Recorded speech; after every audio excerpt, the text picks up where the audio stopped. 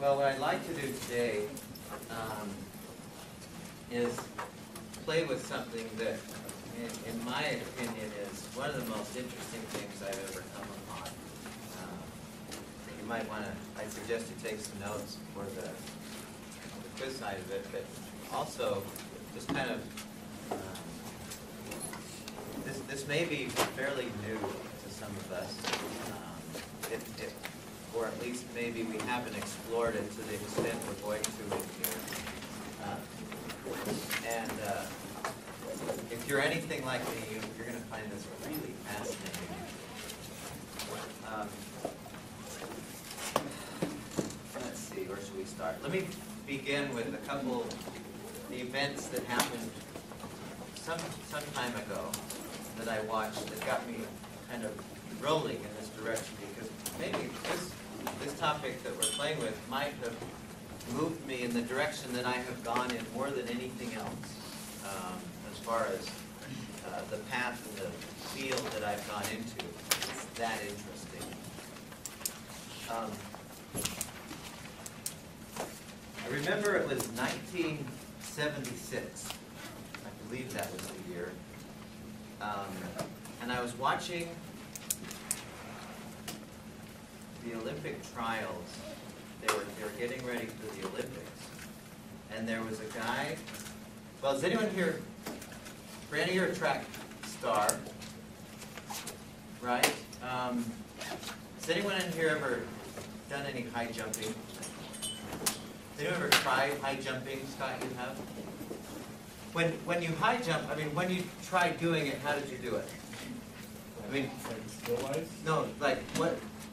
Did you do like the barrel or the Fosbury? I think the Fosbury. Fosbury, okay. Prior to, I don't know when the Fosbury came about, but in the early days of high jumping, when somebody would high jump, everyone knows what I'm talking about. They've got the bar there, and in the early days, they would run up to the bar, and they plant, and they come over the bar like this. They called it the barrel roll. Right? And I don't know, it doesn't matter how this evolved exactly, but there came a guy by the name of Fosbury who realized that if you went and hit and came over like this, you could jump quite a bit higher, which is the way everybody high jumps today. Right? Everybody who's a high jumper, they use this particular technique. Nobody uses the barrel roll, what I learned when I was in elementary school back in the 60s or the 70s. Well, I was watching the Olympic trials, and there was a guy by the name of Dwight Stones, which I don't know if any of you remember. Gary probably does. And they had the camera on him, and this is what he was doing.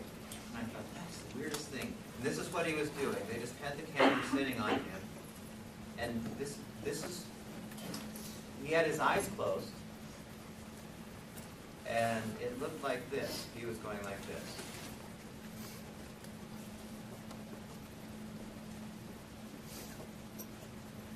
And then pause for a minute.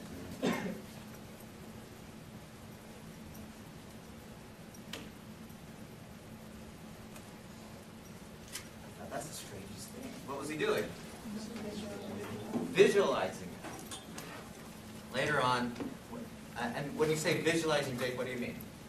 Seeing himself do it. Right. In his mind, he's seeing himself do it. Long years later, there came along a guy by the name of Greg Louganis. Easily one of the best divers of all time. He was... Nobody has done as well as Greg Louganis did.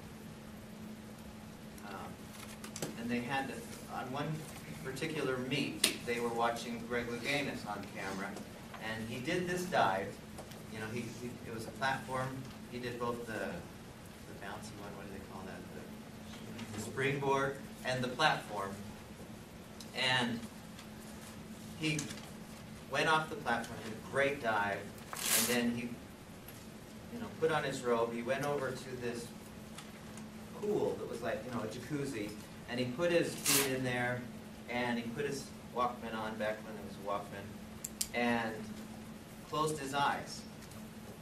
You know, and the people who were talking to him, that was the strangest thing. What's he doing? He's sitting there with his eyes closed. And they asked him later on, said, what are you doing when you're sitting there with your eyes closed? And he said, I'm visualizing myself with doing my next dive.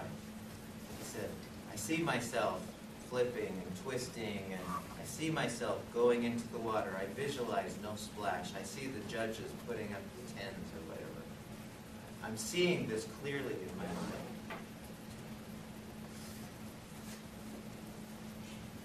Third example, and I know these are a little bit dated for you, but I think most of you remember Jack Nicklaus. He said he never steps up to the ball to hit it without running this mental movie in his head of exactly where he wants the ball to go. You know, he doesn't just take out his club, sit down, and just whack.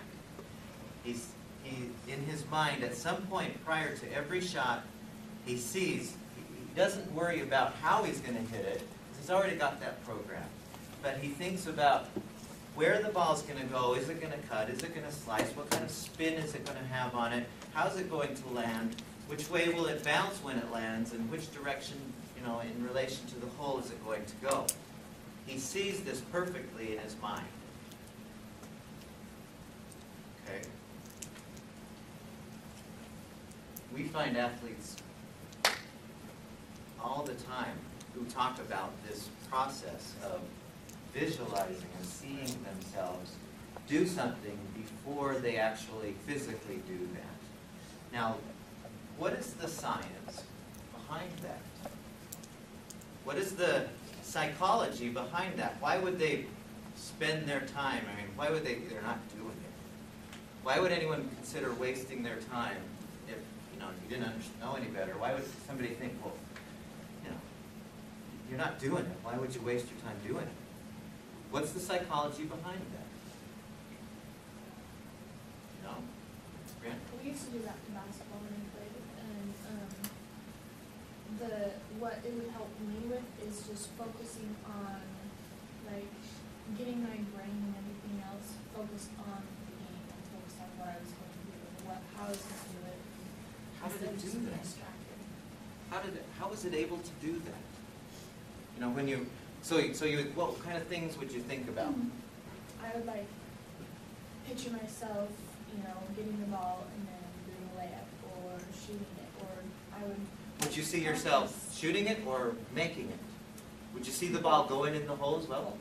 Okay. And then I would, like, focus on the sounds of the net swooshing. Oh, okay. And when you know, like the ball bouncing when I was dribbling. I would focus on that. Why would you do that? So then they're not thinking about the rest of this using life. Okay, so it's an ability to focus, perhaps, If you're, you know, once you do something once, like, you know how it's supposed to work and how it happens, and it's in there, you just have to kind of find it, and then if you can pretty much visualize yourself doing something, then your brain is what tells the rest of your body what to do. So if you can visualize it in your mind, and then once you're about to go do it, do the same exact thing that you visualized, then it's going to work the way you did it. It's interesting that you say that because there was a study that was done at MIT, and this was reported in a Reuters news story about this particular study. And the title of the story was, "See it, imagine it, it's the same to your brain." Okay, did you catch that? So our brain, what we're going to talk about today, some aspect of our brain does not know the difference between an event we have out here and an event we create in our picturing mind, in our imagination. It doesn't understand that there's a difference between the two, mostly. Not always, but mostly. And so when White Stones is You know, when he's doing this, running around in his imagination, planting and going over, and he's doing it successfully, what's triggering in his brain? What kind of things, when you do something successfully, what starts to happen in your brain with respect to that thing, Scott? And your brain gets motivated to do those specific actions. Okay, that's one thing, is you actually do create that muscle memory.